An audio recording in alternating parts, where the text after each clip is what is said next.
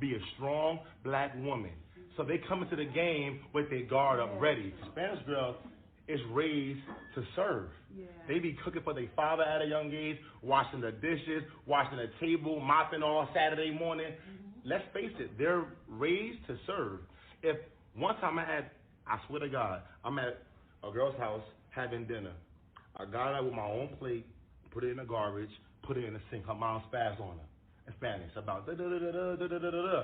Now, in the black woman's house, if I get up with my own plate, she gonna say, "That's a damn good nigga. He got his own shit. I like him." Welcome back to the Mental Dialogue Talk Show. Again, I'm your host, Montoya Smith, a.k.a. Black Socrates, along with Jendaya as my special guest co-host. Our special guest, Chasing Yancey, as well as Vaughn says.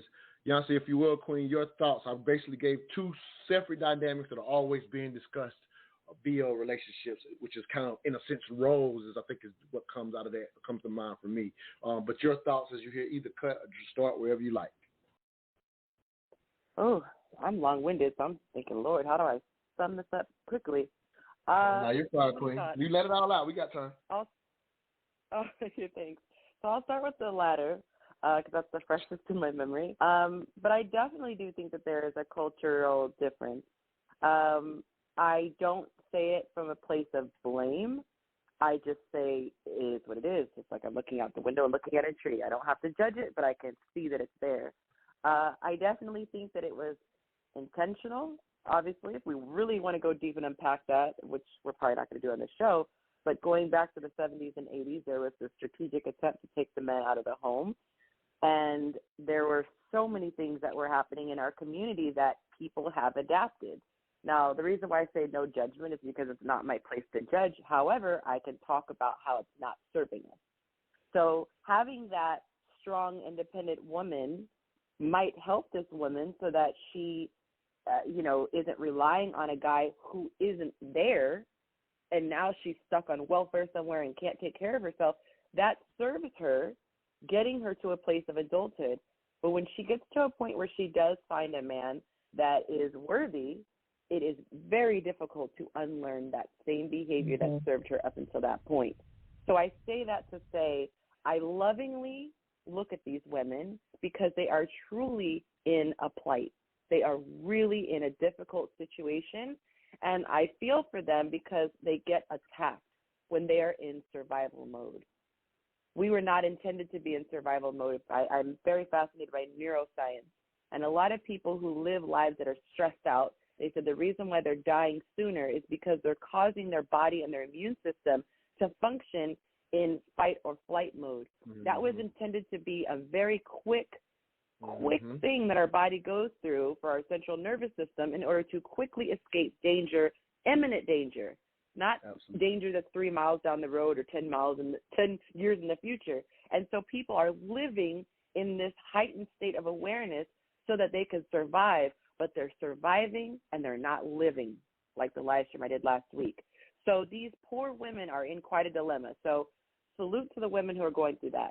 The gentleman said first he compared and contrasted, I don't remember who he said the other people were, but he did say the black women. And actually, no, the first one was about submission, I believe, and needing to be deserving of submission. Is that correct? Yep, it was. Yeah, he said it needs to be earned.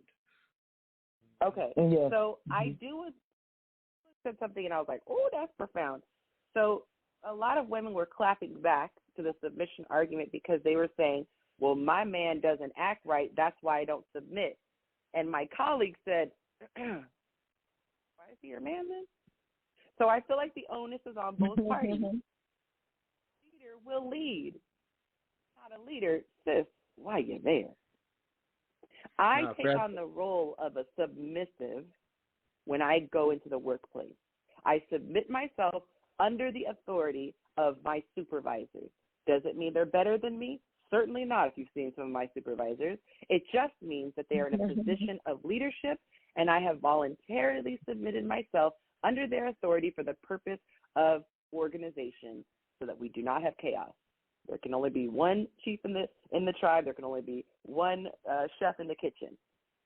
So And sometimes when you go in a kitchen, there are people who are classically trained, but they're serving as sous chefs because there just can be one in charge. It's my job to research the company. It's my job to understand what they are projected to do in the next 5 to 10 years.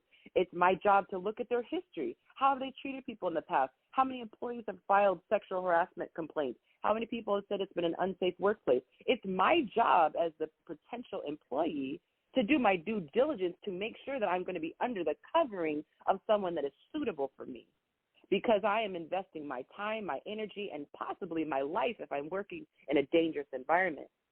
And it's my job. How am I going to be doing no research, putting myself in that position and crying about the fact that my boss can't lead me the way I need to go? It's a two-way thing. Men, you need to be qualified as leaders. Women, you need to do your due diligence.